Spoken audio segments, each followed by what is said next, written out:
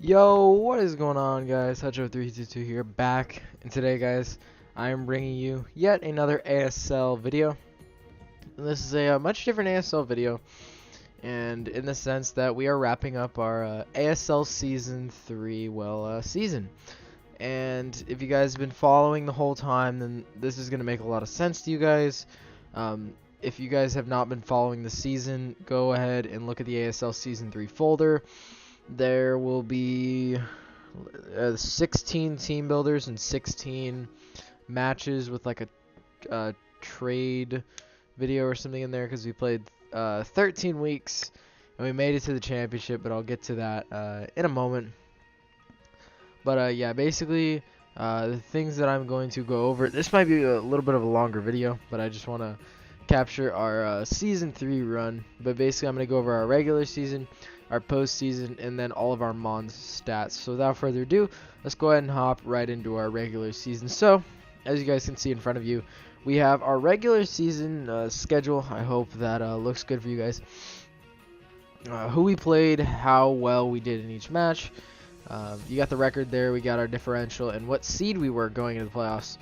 So, as you can see there, this is really nice to look at, because it shows, like, if you look at week 1, it's a win, loss, win, loss, win, win, loss, win, win, win, win. So that really just shows that we really went on a tear. Once we hit week 8 and beat Static, it was all uphill from there. The losses that we took, 4-0 to TG, yeah, that was my worst loss of the season. Against Susie, he just had a great matchup and really outplayed me. Same thing with Ian and Laurie. My stupid self didn't remember the rocks were up, so I did not make the correct sacks. I remember those games. I'm gonna try and go into detail on each game, like just like a remembrance point for me. So Malone, that was the one where it was like I was debating whether it was Scarf Curum, I think. Laurie was the one where I forgot about the stealth rocks. Ghost was, I know I fired off a Gigavolt Havoc into his Mega Blastoise from my Victini. I remember that. Why can't I remember that game? I know I brought the Blade. I don't know if the Blade did that much. I'm sure I'll think of it. The one against Ian, that's the one where he just he made really good predictions with his Scizor and caught my Victini off guard. Keister, my man. Week 5, Hazard stacked the boy. Got the biggest win of the season. Then I beat the Master. Really just took control of that match. Went up 6-3 and got rid of a lot of his threats. Like I said, Susie just outplayed me and had a great matchup. I played Static. That was the one where my Victini lived on 8% from the Crobat. Oh my god, crazy, dude. The one against Anderson. Oh my god. There's no way I could forget that. Anderson literally, wow. I hacked him out of that game, not gonna lie. He missed an air slash and my Victini pulled through. And then I beat Naria the next week. Because it was Scarf versus Scarf. Yeah, Scarf Latios versus Scarf Bulu, I remember that. And then we played Rocker, overpowered him, outpowered him, whatever. Our Virizion put in a ton of work. Is this Thundurus? So scary, but our Virizion was actually a check to it, which was pretty cool. Then we took an L, a massive L to TG, because I couldn't touch my Mega Aerodactyl, or his Mega Aerodactyl with my Hippowdon, which was my check for it, which is pretty funny. And then Gustavo, oh my god, the match still pains me to this day. We had the Trick Room Victini set up. It just didn't happen, man. It really just didn't happen. But yeah, god, the match against Ghost. I'm pretty sure Latios went off on that match. I know Victini did decently well, and I had like a flame charge set in that as well. Yeah. So we came into the playoffs 5th seed. If you guys did not know, a little fun fact, I might have already said this before, but Vish was the number 5 seed last season, and he won the championship. So let's go and see how we did in postseason. We did well. We did very well. You can see 2 greens. 2 greens is not enough. Well, it would be if I was a first round bye, but as you can see, I'm the 5th seed. In the playoffs, we went 2-1, got a +1 differential. It's kind of irrelevant in terms of the differential, just because it's playoffs. Just cool to have that little stat up there. But yeah, we beat Laurie. Oh my god, what a crazy game that was. Where I had to bluff the Scarf Victini on the Mega Gallade because I had no other options. And then we just grabbed momentum and killed it with Virizion. And then we played TG, and that was the match where I tried the agility baton pass, which didn't work, and I ended up pulling it out with Rindo Berry Powdon. What a legend! And then Keister and what can I say? Aromatisse. I just draft it, guys, because you don't want to face it, because you know it could cost you a championship. Fun fact. So yeah, we did pretty well. We got second. You can see that nice little second place trophy right there. But I'll be back next season. We're getting the gold next time. So let's go ahead and hop into each mon. With our first pick, I know I didn't do a draft recap, but I'm doing a season review. But our first pick was Latios Delta, and all the stats for every single mon, from the kills to the deaths to the differential to the games played to the games won. It's all based on every single game, all 16 games, weeks 1 through 13, and every single playoff match. I know that might sound a little weird, but I still use them in those games. So all of that is into account. So Latios went 8-7. Oh, it's not a +3. What am I doing? I forgot to update that. My bad, guys. Okay, hold up. There, +1. That's what it should be. It went 8-7, like I said, which is a little underwhelming because Latios is a really monstrous Pokemon and very hard to go up against. Then again, I had a offensive core of Victini and Mega Pinsir, so getting 8 kills, it was a really good supporting mon. I brought it to 11 games, and of those 11 games, it won 7. So that's pretty good. It won decently more than half the games it was brought to. So I definitely like that. But yeah, I would definitely consider drafting Latios again. It was a very fun mon to use. And again, I used it defensive a fair amount of times. I used it defensive like 2 or 3 times. So it's not the biggest shock in the world to me that it doesn't have the most kills. 8 kills is still a good amount of kills considering the next 3 amounts of kills. Like the next 3 amounts of kills are friggin' ridiculous.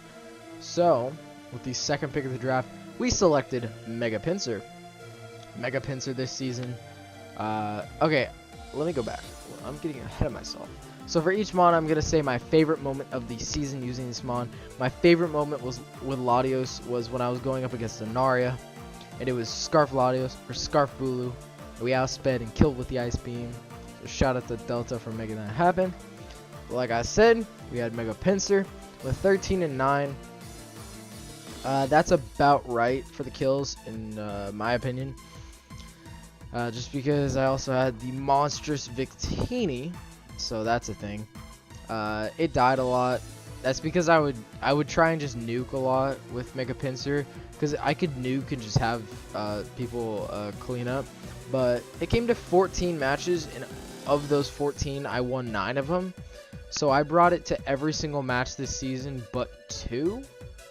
I didn't bring it against Laurie of the wild card game, and I didn't bring it against, I want to say Susie, but then again I might be wrong. I think it would, no, I brought it against Susie because that's when it was nominated for the gimmick. Because I brought SmackDown Mega Pinsir. I brought it 3 times throughout the season. It worked twice. I don't really know what else I didn't bring it, but yeah. 13 kills, yeah, that seems about right. Unfortunately, I only use Mega Pinsir in like spurts, you know? I would use it and get like 3 kills per game. Oh my god, favorite moment with Mega Pinsir. Back to week 1. We're having a lot of this early, these early weeks. But week 1 is Pinsir versus Kyurem Black. Kyurem Scarf, we lose. If he's not, we win.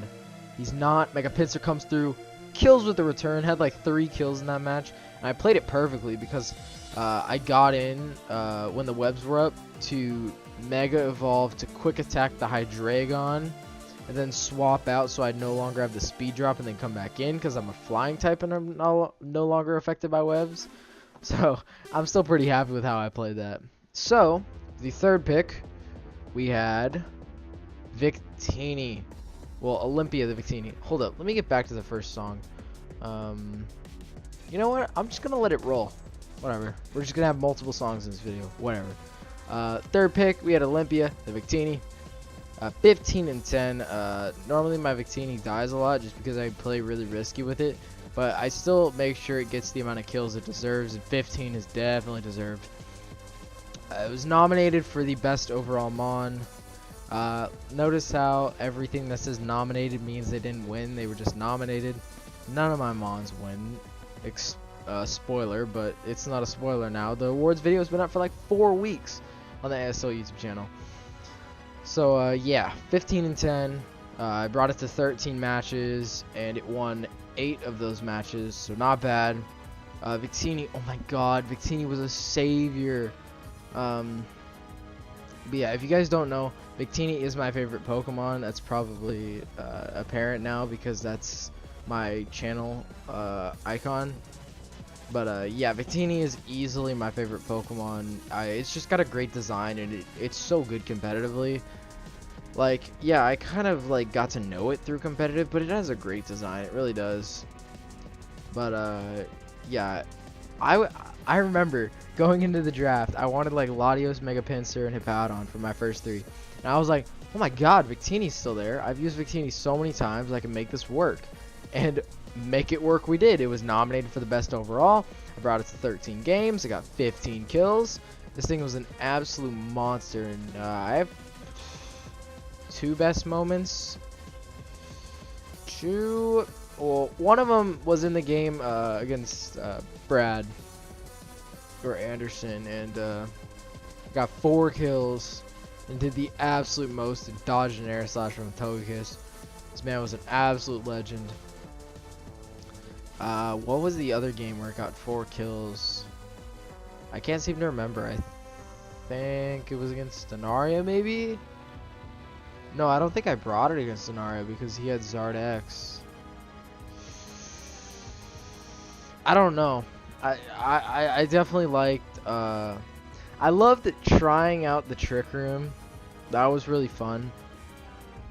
Unfortunately it didn't work, but it was fun to just try it. But yeah, Victini, every season does not cease to amaze me how great of a Mon this is. But with the 4th pick, we had Hippowdon, also known as Hip Bro. Oh my god, Hippowdon was amazing. 14 and 10. More kills than my Mega Pinsir. Wild. +4 differential. I brought it to 12 games, and it won 8 of those. I mean, it was nominated for the best defensive Mon. Rightly so.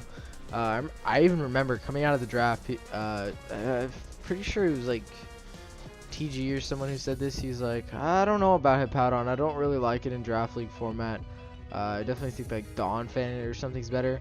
I'm not 100% sure that was TG, but someone said like Dawn Fan or something like that is better than Hippowdon.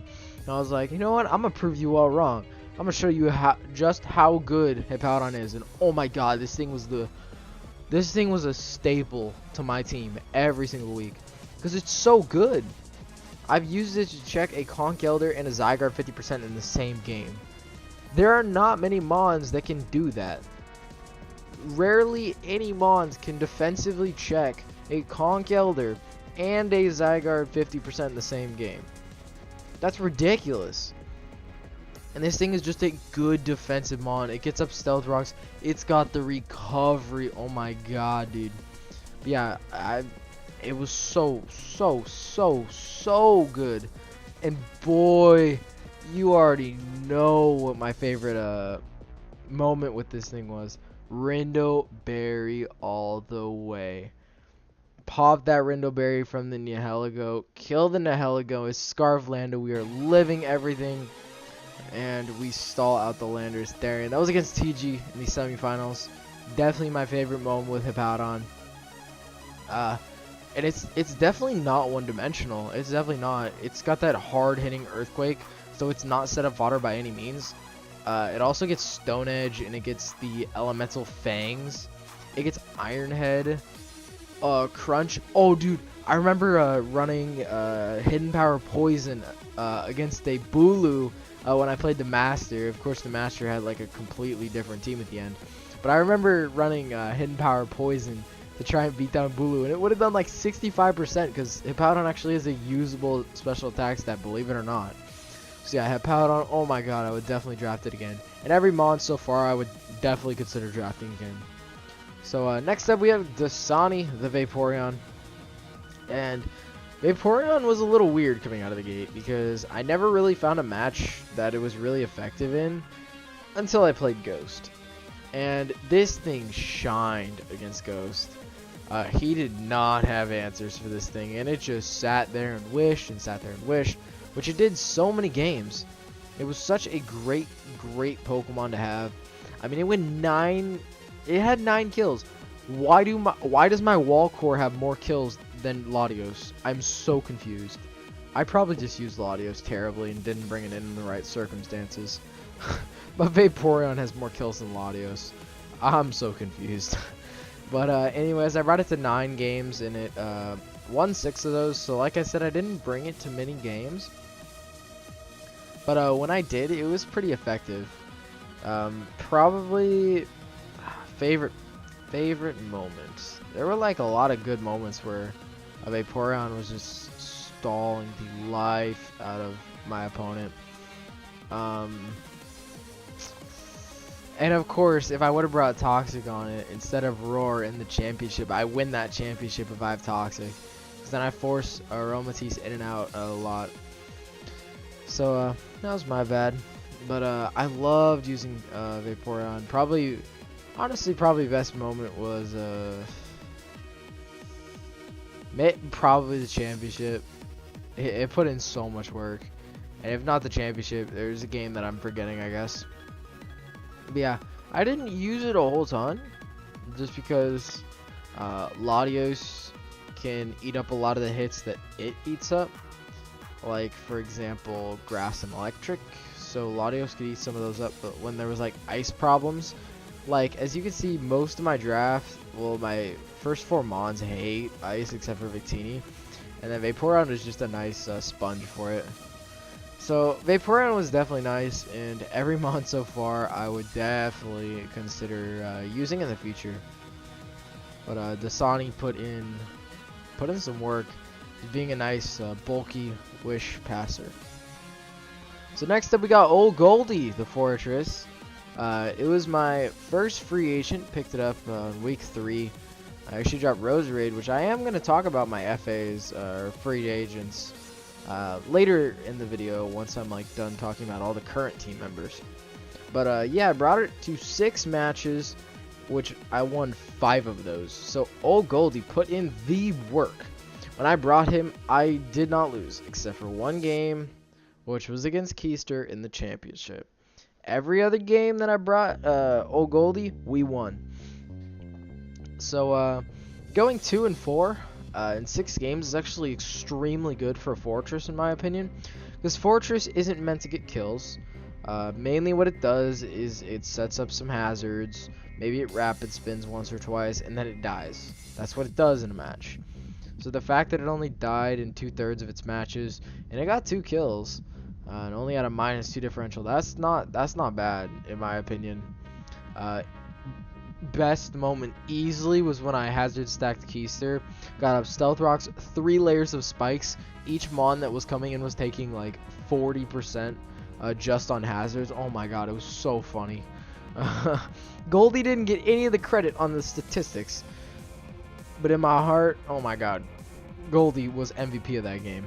So Fortress was just nice. I mean, I had a Hippowdon, which was my normal physical wall, but Fortress is super nice when I needed him. Plus, it gave me such a good, like when I didn't want to use Latios as a defogger, I could use a Fortress as a rapid spinner, which I really loved having. But yeah, Fortress, I loved it as a free agent pickup. and I love this mon. I love it, especially paired on this team. It has so much support. So yeah, definitely favorite moment was easily hazard stacking Keister and just see them like take half their HP bar away. So next up, we got Meadow the Virizion, our 7th pick.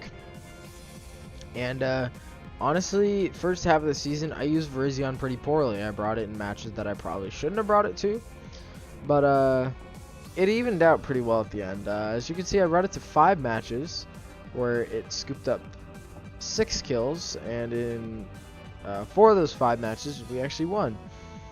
So we killed it with Virizion. The only match that I lost with Virizion was against Susie, week 7, if I had to guess. But yeah, Virizion, oh my god, putting in so much work in the playoffs against Laurie, just ripping through her team.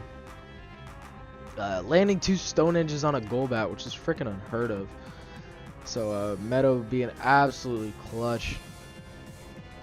But yeah, no, that wasn't the best moment. The best moment was playing Rocker for sure, where we used it as a Thunderous Therian swap-in with like a Koba Berry, so that his Psychic wouldn't even do like half to us or something like that.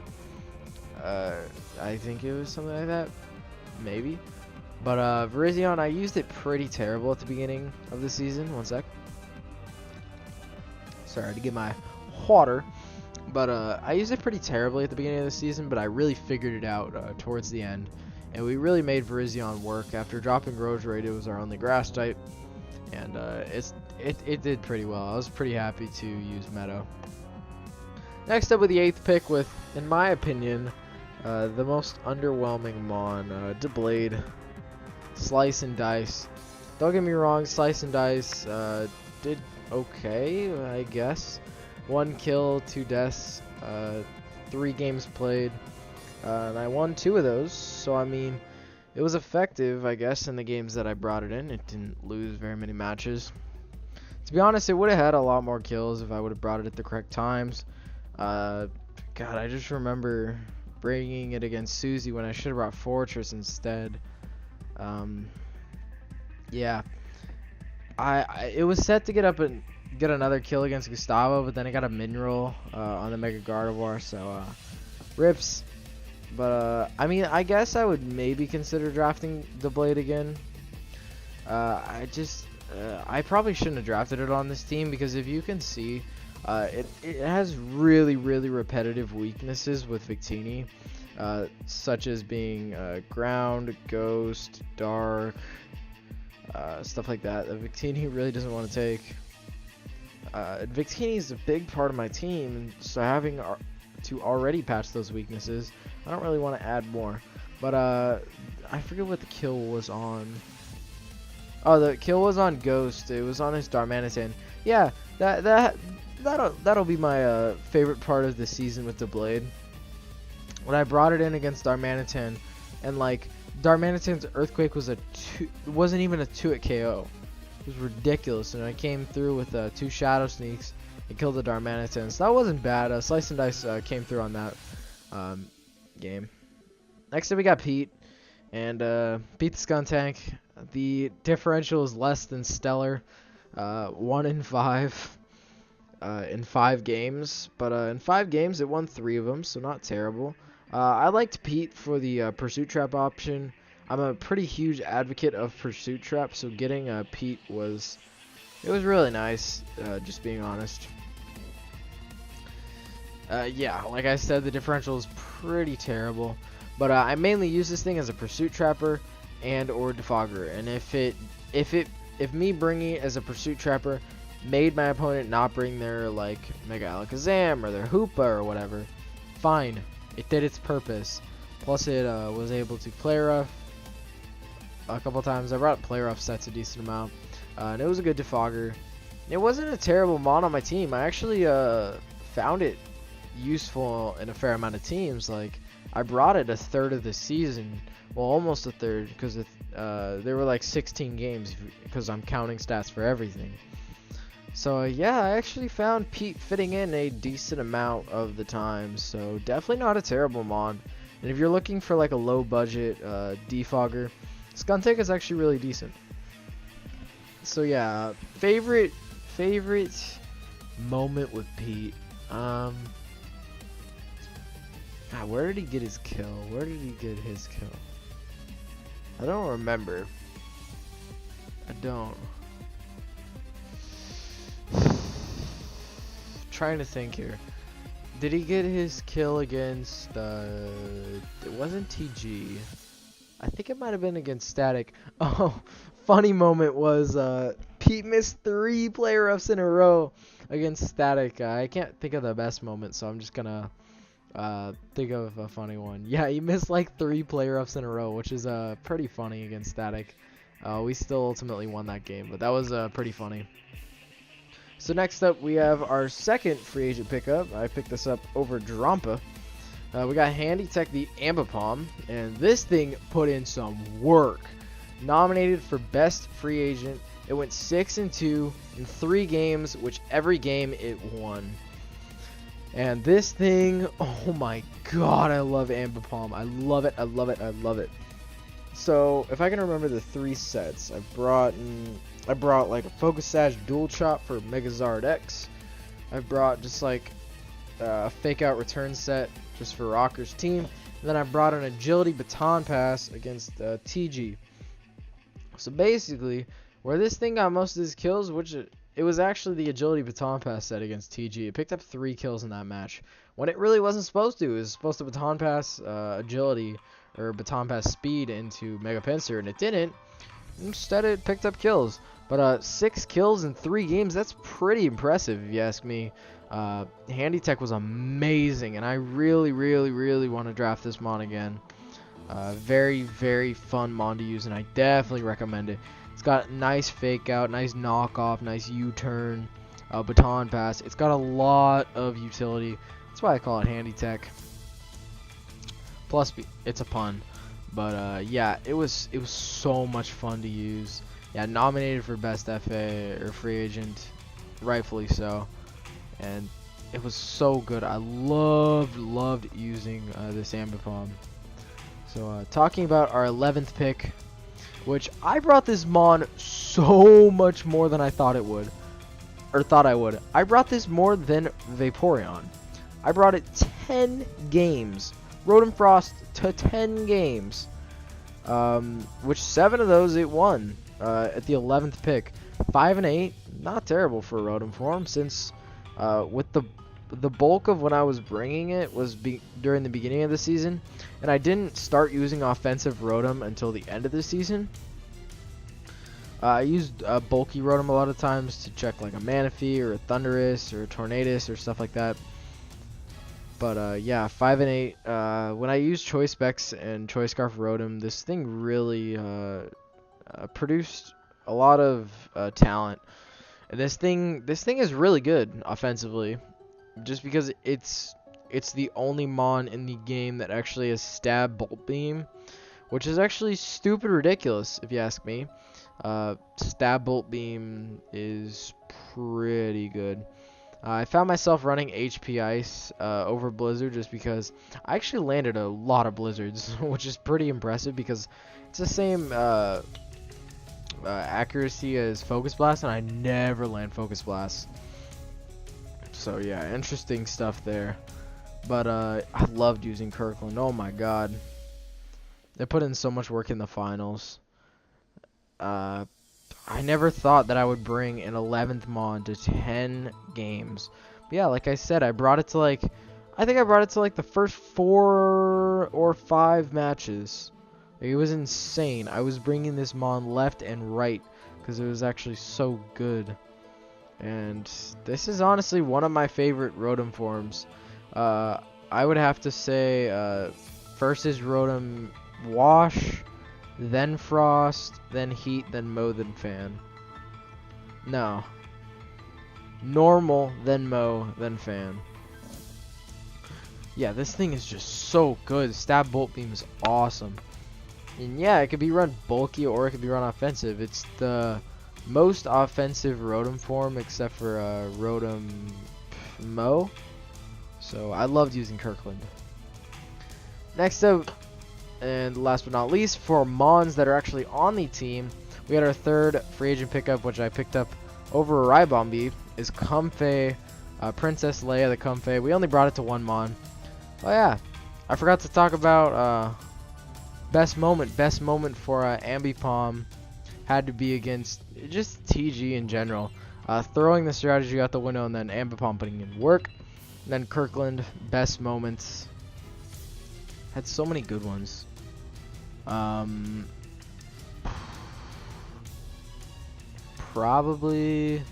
the finals where it was just putting on so much pressure. I really liked it in that game. Okay, so Comfey only brought it to one game, so there's not a whole lot to say about it. It's just it never fit in another game. That's really all it came down to. That game, though, I did win. If you guys remember, it was against Gustavo, and I used this thing to beat down a Spiritomb, which I actually didn't. I used it to weaken down Primarina. So I guess that'll be my most favorite moment, because this thing saw like 8 turns the entire season, because I picked it up relatively late and just used it the last game. This thing weakened out the Primarina to allow Mega Pinsir to get 2 more kills to open up a sweep for it. So that was pretty cool there. I really didn't get to explore Comfey as much as I would have liked to, because I love the Big Root Draining Kiss set. I think that's an absolutely amazing set, and I'm pretty sad that I didn't get to use it more, but I just picked it up so late. But I guess it's my own fault.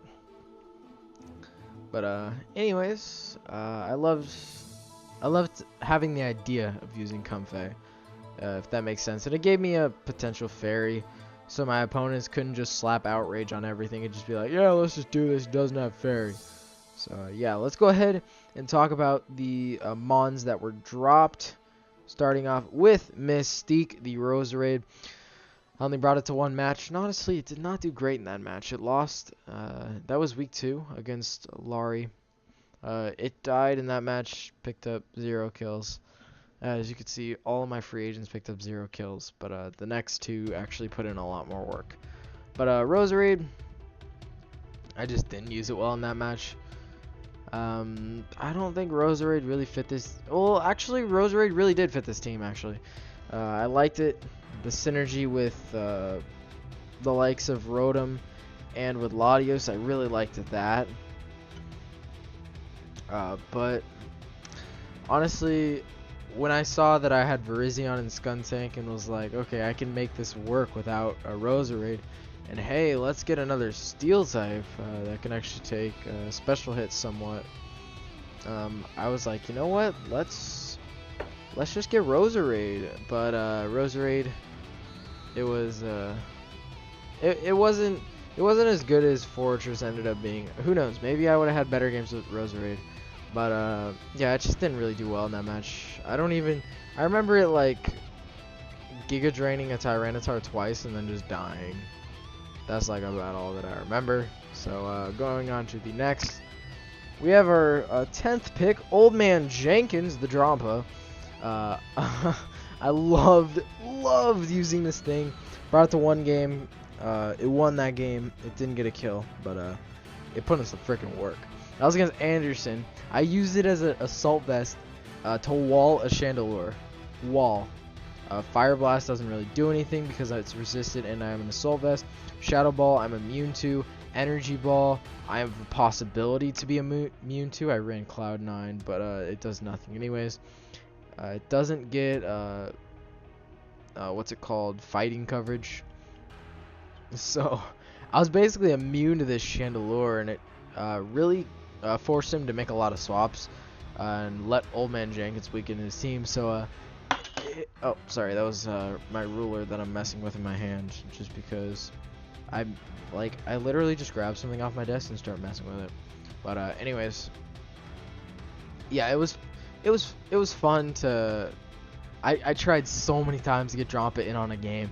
I thought about bringing it against Laurie so many times because it has Cloud9. I brought it against Anderson for Cloud9 for the Mega Abomasnow. But yeah, it was definitely cool to see it wall a Chandelure. And last but not least, it was our 12th pick in the draft, Rybombi, also known as the nickname of May. Brought it to 2 games and it won both those games. It didn't get any kills. But oh my god, it put on so much pressure in its second match. Its first match, it got obliterated by a Hydreigon because Malone made the prediction. So let's go ahead and talk about the second match it went to, which was against the Master. Oh my god, I love this. So I swapped this in like a Mega Sharpedo, knowing I can live any hit. I'm like, okay. And then he swaps out, goes into like his, god, I think it was his Nidoqueen or something like that. And I hit him up with an HP ground, put him in like a half, and then he goes to Bulu, and I hit him up with another into a Moonblast and put Bulu way under half. And Ribombi was hitting so hard because that was like a Life Orb Quiver Dance set. Oh my god, that thing was ripping through his team. That was a pretty fun game to use Ribombi in. Unfortunately, it didn't get any kills, but it put so much pressure on his team. It got Nido to half, got Bulu under half, and it was so much fun to use. But we're hitting about the 36-minute mark, so I'm gonna go ahead and wrap this up, guys. Thank you all for watching. Not just this video, but every video in the ASL Season 3. Again, it's gonna be in the playlist. And I'm sorry it's not complete playlist if you want to say that, because I never recorded a draft recap. But yeah, you got all the games in there. You got all the team builders. Got the roster updates. I only had like one roster update, but whatever. And then I have the this video, which is the review. So again, thank you all for watching, and I will see you guys in the next ASL video, which will probably be really soon because the draft for the off season has already started. So I'm gonna make a draft recap video.